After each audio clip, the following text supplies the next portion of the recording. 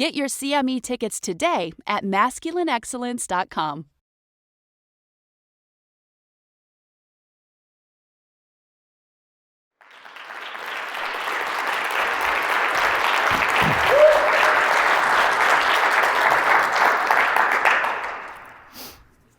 Good morning.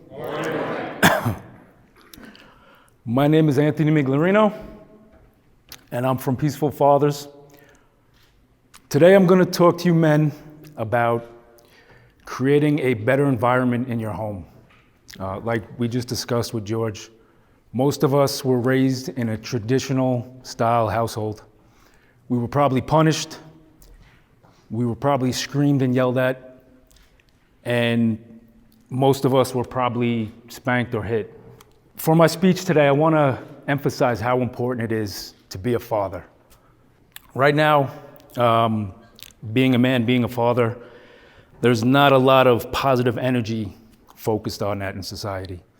So today I want to share with you guys what I've done in my life, how I've improved my family, how I've improved myself, so that not only I can have the strength to raise healthy children, but I can be a natural leader, the way that men should be, the way that we were meant to be. And with being a father, do we have any fathers here today? Absolutely. All right, good. Anybody who wants to be a father? All right, perfect. So I want you men to understand how really important that is to be a father.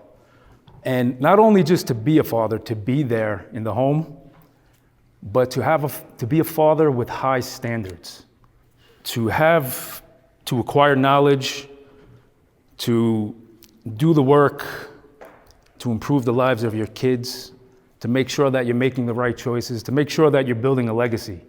One that is going to be built on peace, that's going to be built on dedication, virtue, honesty, integrity.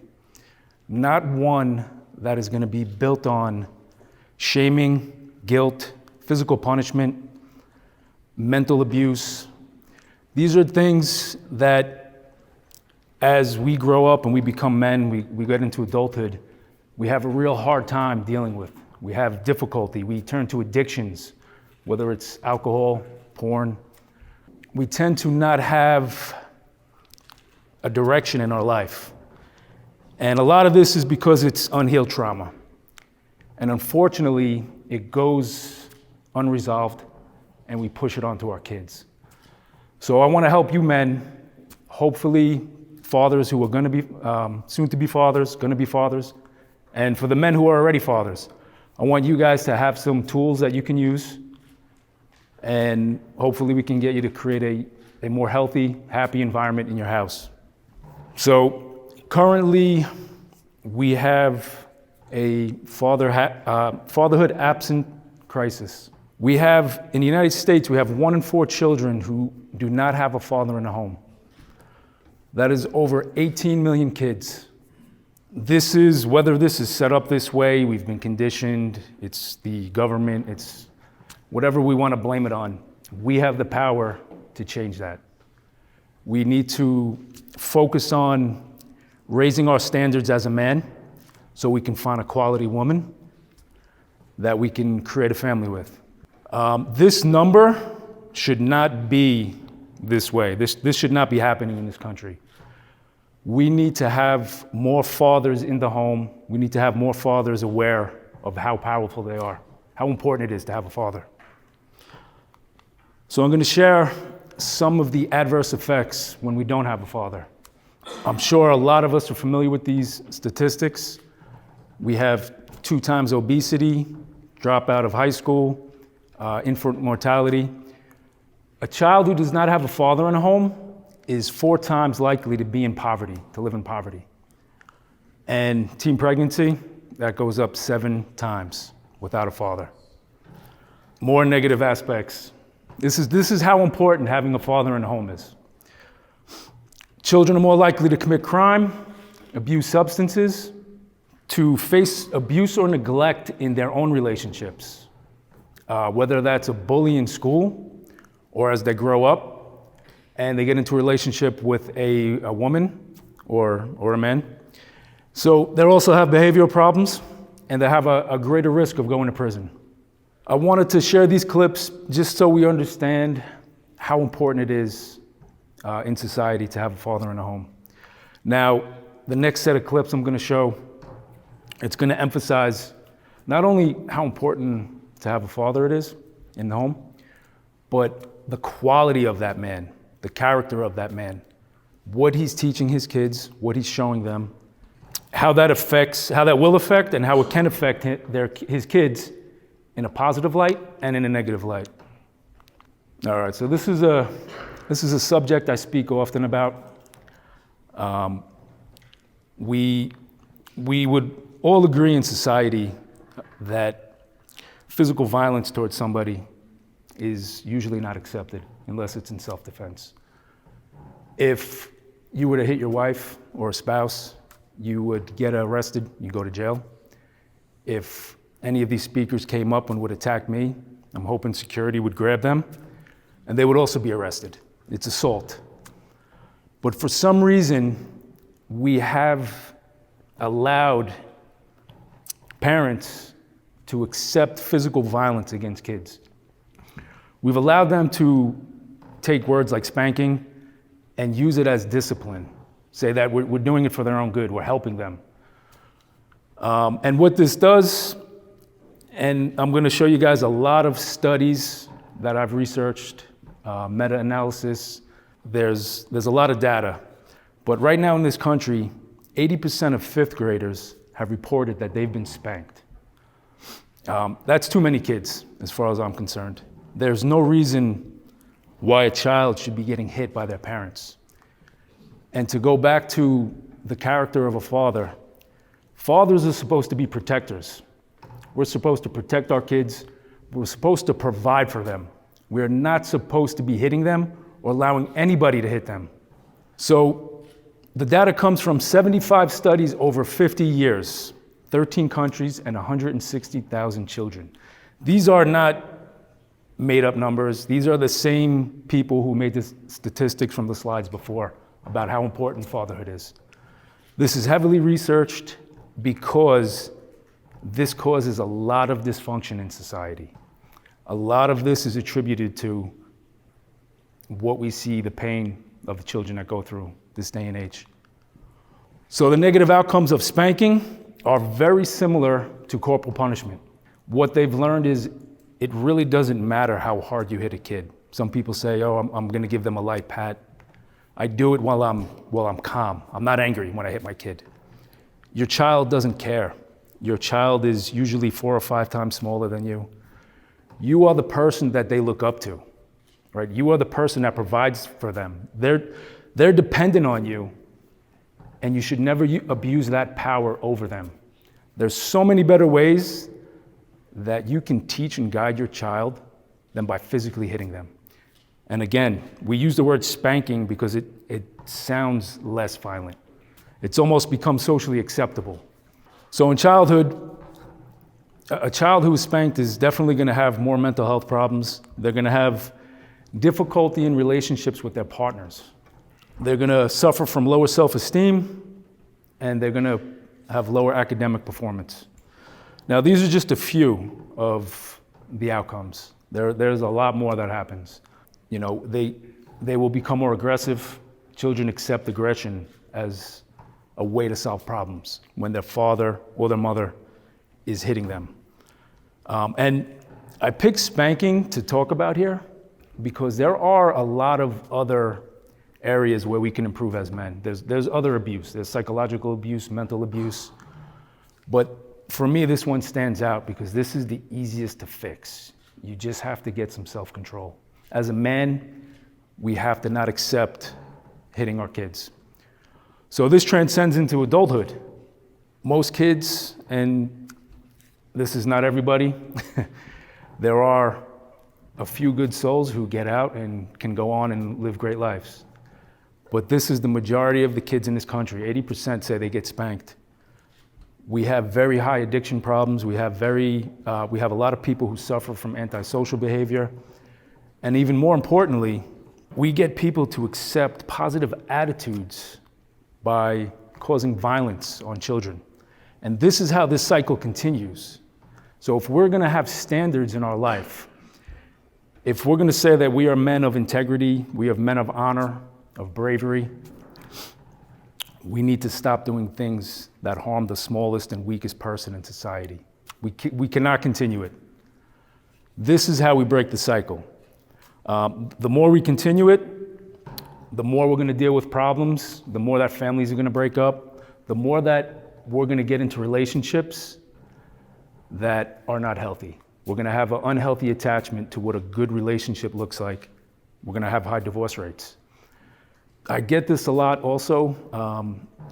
Parents have a fear that if they don't keep their kids in check, if they don't hit them, if they don't yell at them, if they don't scream at them, that they're gonna have run of the house, they're gonna be in charge, that there's gonna be chaos. I'm gonna share with you guys peaceful parenting. This is how I've parented my kids for the last 15 years. I have 3 children. I've been with my wife for 27 years now. We have a 23-year-old, a 20-year-old, and a 15-year-old, 2 girls and a boy. My kids have never, they've never been hit. They've never been punished, and we don't discipline them. It's a foreign idea, it's a foreign concept, but I can tell you that it works. What we've done is, what I've done, I've learned to become a better man. And I realized that previously, if I lashed out, if I reacted, it had nothing to do with my child's behavior. It was all on me. I was the leader of the house. I was the man. So I knew I had to improve. I had to become better. I had to become a better parent. I had to become a better father. We come to this conference and you hear all these great speakers. Everybody's talking about how to get strong, how to make more money, how to improve relationships with women. We don't very often have conversations on how to be better fathers. When I started my journey, I started picking up parenting books. And what I realized is a lot of it was, there was a lot of pushback on peaceful parenting initially, because a lot of it was written and authored by females. And it was all this mushy stuff. We were trying to figure out, I would say a lot of fathers got scared. They got afraid that if they were too kind, their kids would take advantage or their kids would manipulate them. But again, this is all stuff that we have to deal with as men. This is on us. So I decided to start speaking about it. I decided to start coaching men and helping men understand what I went through. And my kids, they're not perfect, but they are very in tune with who they are.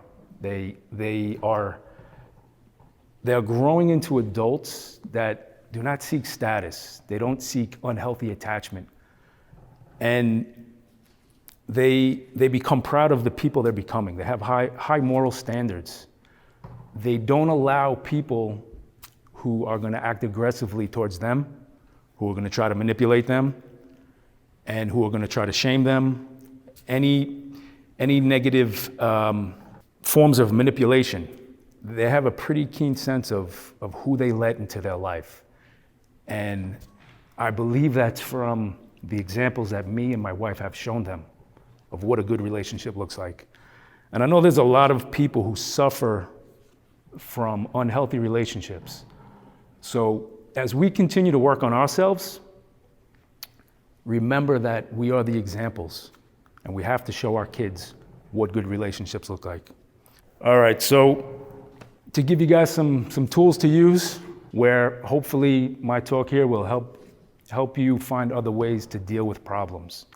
And not because it's good for you, not because it's gonna get the problem solved, but because it's of high moral standard and it's gonna help your kids. It's gonna improve their lives. And ultimately, that is the goal here. As a father, we want our children to have the best lives that we can help guide them into, right? To me, this is what masculinity is. Being a father, having that responsibility to bring life into the world, to shape and mold them and guide them into a healthy adulthood. So, a few key things. We live in a world of instant gratification. Everybody's on their phones, everybody wants thumbs up. Everybody wants things instantly. When we parent, we do the same thing to our children. We tell them, go to bed now, brush your teeth now. We raise our voice, we get angry. We're submitting to the same addiction or dysfunction that we pick out on all the kids. You know, we always say kids these days, they're fucked up. They don't listen, they're always distracted. Where are they getting it from? We need to move away from that instant pleasure of having them obey us to thinking about how this is going to affect them and what is that going to look down the road. This is something I say often. I say, how would your relationship be with your child in 20 years? Are they going to thank you for the way you parented them? Are they going to enjoy your company? When they grow into an adult, are they going to know what a good relationship is? And are they going to want you around? So focus on long-term goals. Get away from the things that get quick compliance. We spank our kids, not because they learn not to do it again, but because they're afraid, and they don't want to be afraid. When you sit down, you get to eye level with your child, and you speak to them like a person, you start to earn trust. And once you earn trust, your influence increases. Once you have that influence, like the way that I communicate with my children now, they listen. They know that their father cares about them because he's willing to not physically abuse them. He's willing to not make them feel like crap because they didn't listen to him. We have a connection, and that is the connection that you want to create with your children. We want to raise kids of high character. We have to be of high character. Your children are mirrors. They're going to show you everything about yourself that you don't like, or maybe things that you admire in yourself, but you don't want to see those traits in your kids. We see this with young boys a lot, right? As men, we say, we got to be aggressive, we got to be strong. Can't let anybody tell you what to do. Kid, shut up, sit down. What you're going to do is crush that little boy's childhood. There's ways to allow him to display who he is as a young man, growing up, being masculine, his energy. There's ways that you can be prepared, but there's also going to be ways that you can't. He's going to fall. He's going to get hurt. He's going to fail. And this doesn't just include young boys. This is the same thing with having young girls, little girls. We can't let our fears, our emotion, control what our kids do. We're not there to control them. We don't own them. They're not ours. They are their own people, their own person, and our job is to raise them, to make sure that they are good people, that they can have confidence that they are going to be of good character. That only happens if we live by those same virtues, those same qualities. It's something that will really make you level up and improve as a man once you realize that the way that your kids are going to act and how they're going to behave is contingent upon your behavior. The non-aggression principle, this ties into spanking. It's a real simple principle. You don't use aggression on anybody who does not aggress against you. We do not use physical violence to solve problems. This is something that our kids need to know. I mean, we live in a world where people are crazy. People are lashing out. People are fighting. People are burning cities down. And we say, well, kids are fucked up these days. Who's raising the kids? How are these kids so fundamentally unaware of their emotions that to solve a problem, because they think the system's broken, they got to go destroy businesses. They got to destroy the world.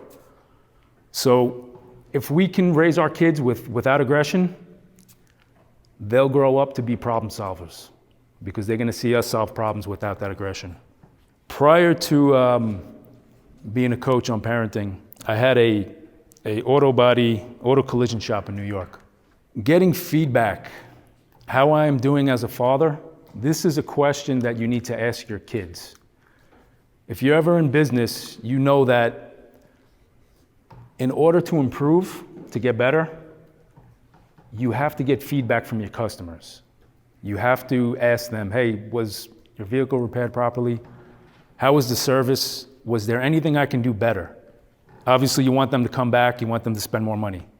People will research what stroller, what car seat to buy for hours on the internet. They'll never ask their child, how am I doing as a father? Is there anything I can do better? I really care about the home that we're building. I want to know if there's anything I could do so we can build this great life together. So I highly recommend that's something that you learn to do with your children, because it goes a long way. Learning to negotiate, it's another business aspect. This comes up a lot. We have little problems throughout the day that we go through with our kids. And I know this is something that we battled with our children. We will have, between waking up in the morning and going to bed at night, probably 20 problems. You gotta brush your teeth. You gotta get dressed for school. You gotta get your shoes on. There's all these little conflicts that build up. And if we're not prepared and we don't have a plan, they build up and they build up and they build up, and then we react, we get angry. We always wanna seek out prevention prior to the same tasks that are happening every day, right? We're smarter than this. As strong men, we wanna improve, we wanna get better. We need to not keep repeating these things over and over. We need to get prepared the day before or maybe an hour before. If your kid has to brush his teeth before bed, you don't jump up and say, hey, brush your teeth, get in bed now. What we do is we get creative, because once you use physical violence and threats and bribery and rewards, you have to have other tools. So we get creative, we learn how to negotiate. If our kid says, I want to brush my teeth in a half hour, and you want them to do it now, you come to an agreement in the middle. How about 15 minutes? So what happens is your child feels like they were heard, that you listen to them. They have some say in the situation. And you didn't get your right now time, but at least the task got done, and everybody feels good about it. So this is how powerful negotiating with your kid can be. Instead of using force, instead of demanding that they obey. And then the last thing is we really take this for granted. We have to enjoy parenting. You have to enjoy time with your child. You have to make sure that what we do and how we interact with them every day is not hurting them. And what you'll find is that your child may not be exactly how you want them to be, but they will welcome you into their world. They'll feel accepted, and this is where you get enjoyment. The enjoyment is not from your child fulfilling needs that you missed out on childhood. It's for them to experience their childhood to the fullest. Peaceful Fathers, this is what we do. We coach fathers, we help them create excellent relationships with their kids, and you can find me on social media at Peaceful Fathers everywhere.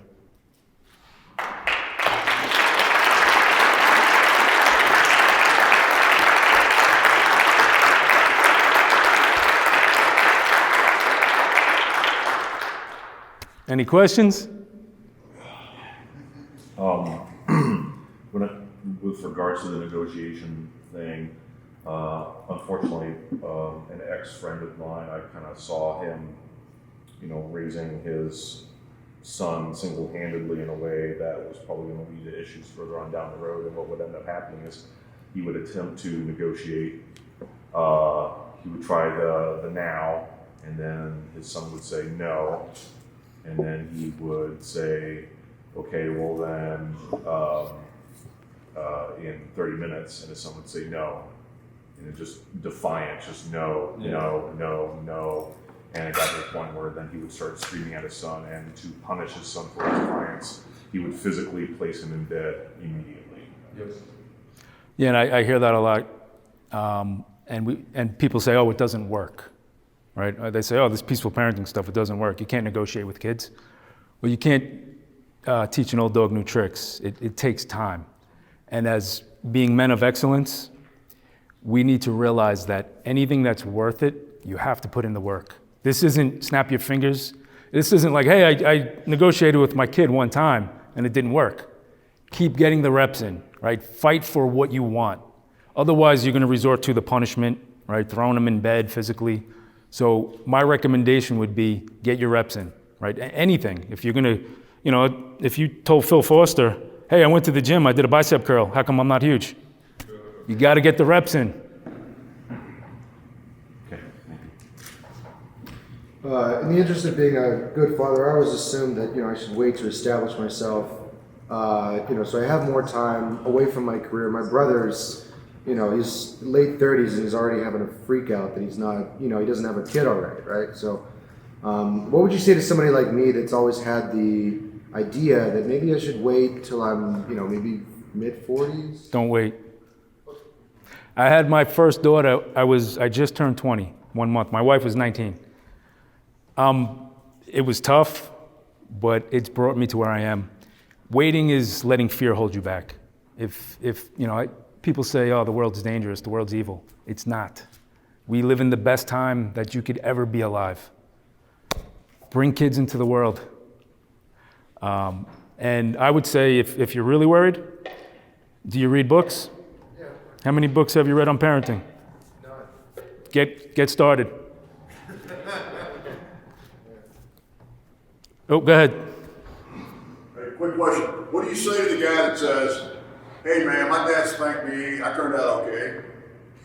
Seriously, people say that to me all the time when we talk about this. People Yeah, tell me that. yep. What do you say about that? Self-deception is a motherfucker.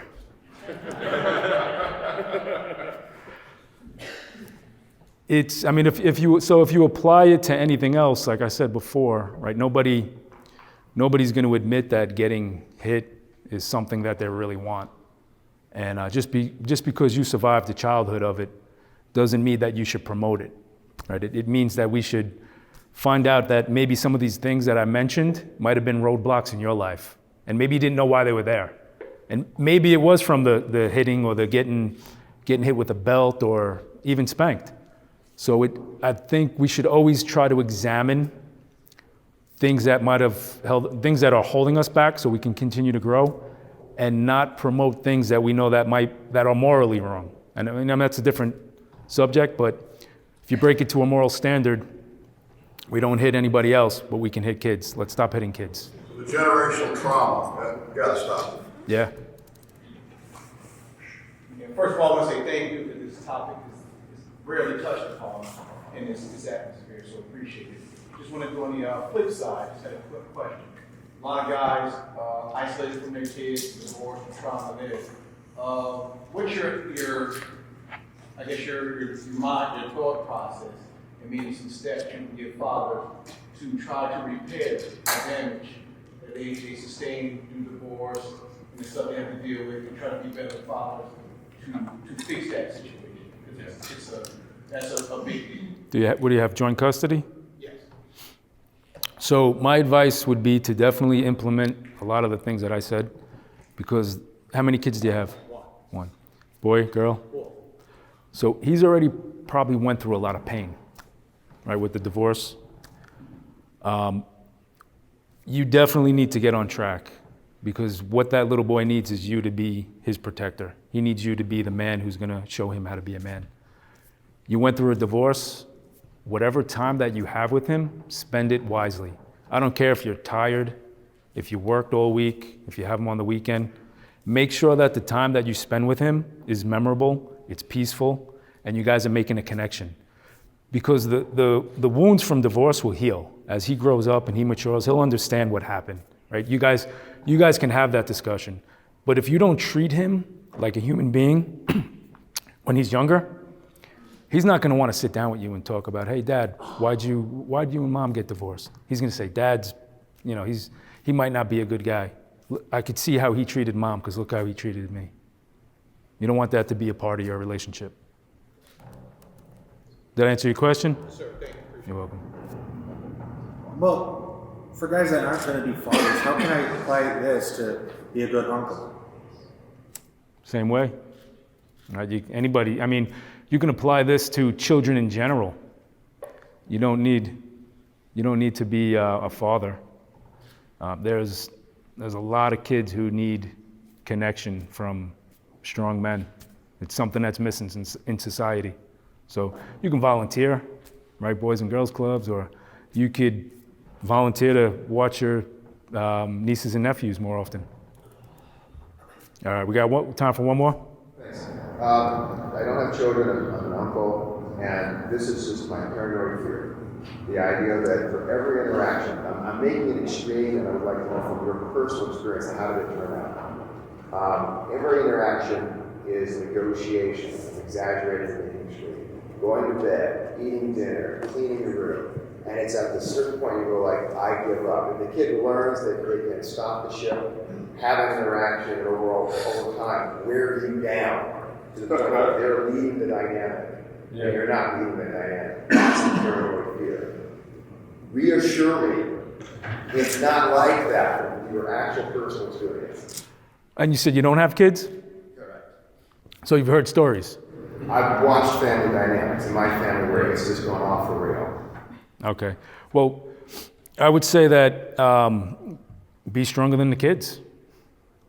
You know, are we going to let, and when I mean stronger, out-endure them, right? Make sure you're taking care of yourself so you can really be a leader. If there's situations over and over and over again and you're getting exhausted and you're getting beat up, right? If we're not taking care of ourselves, we're not going to have the energy to deal with a small child. So that's what it comes back down to. First and foremost, it's a saying that I say often is the king eats first.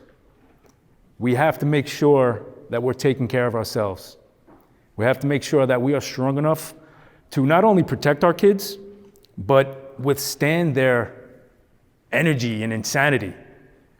And, you know, it's like, I would say, if somebody said, oh, my child keeps jumping off the furniture, right? And I gotta punish him, I gotta stop him, I gotta grab him, smack him, hit him. He doesn't listen. Put some pillows down, let him jump his head off. The lesson he learns is when he falls and bumps his head, he goes, hey, that hurt. Maybe I shouldn't do that anymore. Or maybe I should be more careful. But if we're always guarding them and telling them what they can and cannot do, imagine what that looks like in society, right? Society of people who are highly controlled. Shut up, wear a mask, don't go here, close your business down. That's how that happens. All right, thank you.